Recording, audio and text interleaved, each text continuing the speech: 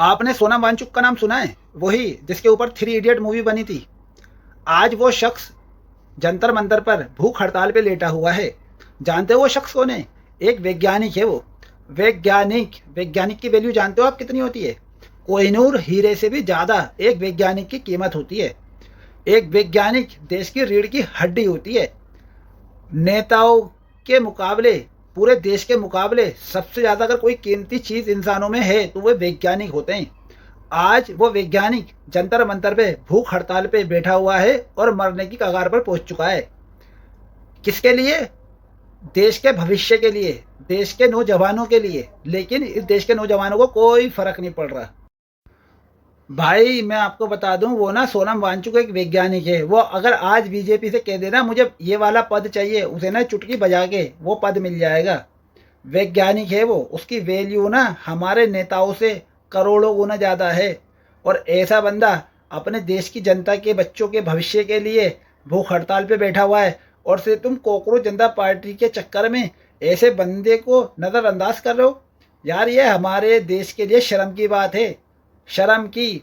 एक उठाए गिरे नेताओं के वजह से तुम ऐसे इतने कोहिनूर हीरे जैसे बंदे को तुम खोना चाहते हो।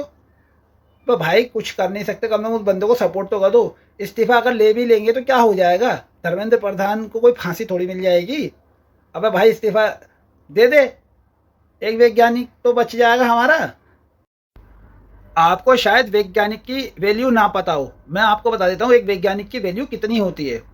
मान लो किसी देश पर बहुत बड़ी आपदा आ गई और पूरा देश खतरे में है, कोई भी उस देश पे नहीं बचेगा, तो जानते हो सबसे पहले किसे बचाया जाता है? वैज्ञानिक को।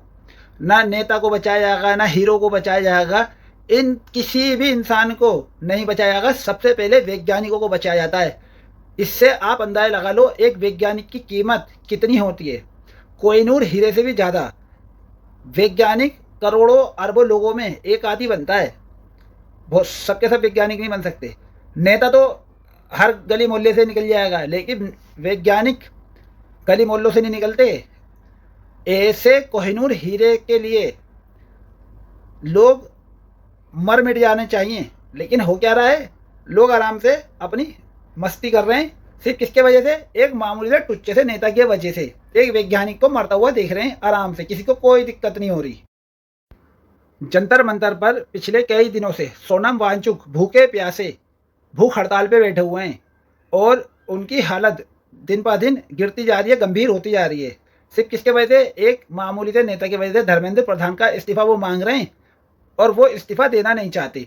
भाई एक बात बताओ, अगर कोई बंदा तुम्हारे लिए लड़ रहा है, तुम्हारे लिए भूखा मर रहा है, चलो मान लो धर्मेंद्र प्रधान की कोई गलती नहीं थी, लेकिन अगर उसे ये लग रहा है कि भाई एक वैज्ञानिक होने से अच्छा है मैं अपना इस्तीफा दे दूं, तो इसमें बुराई क्या है?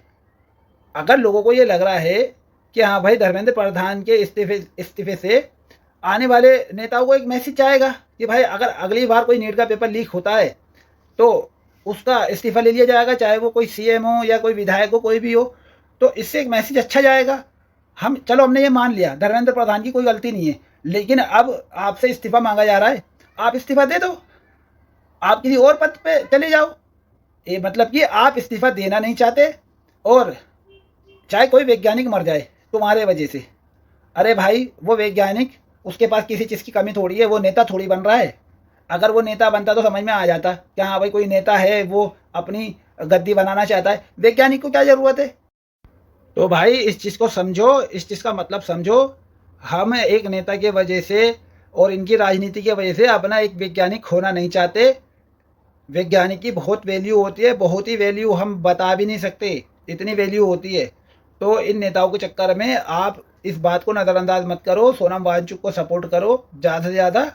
और जो मुद्दा उसने उठाया कोई अपने लिए नहीं उठाया, पूरे देश के भविष्य के लिए उठाया है। चलो हमने मान लिया धर्मेंद्र प्रधान बेकसूर है, लेकिन फिर भी अब वो इस्तीफा मांग रहे हैं तो उसे दे देना चाहिए, ताकि आने वाली जनरेशन के लिए एक मिसाल कायम हो जाए कि भाई आगे से अगर कोई भी ऐसा पेपर लीक वगैरह होता है तो आपका इस्तीफा ले लिया जाएगा, ताकि वो भी अपना काम जिम्मेदारी से करे।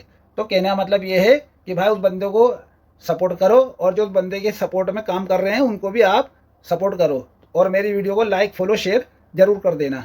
आपने वीडियो यहाँ तक देखी, आपका बहुत बहुत शुक्रिया।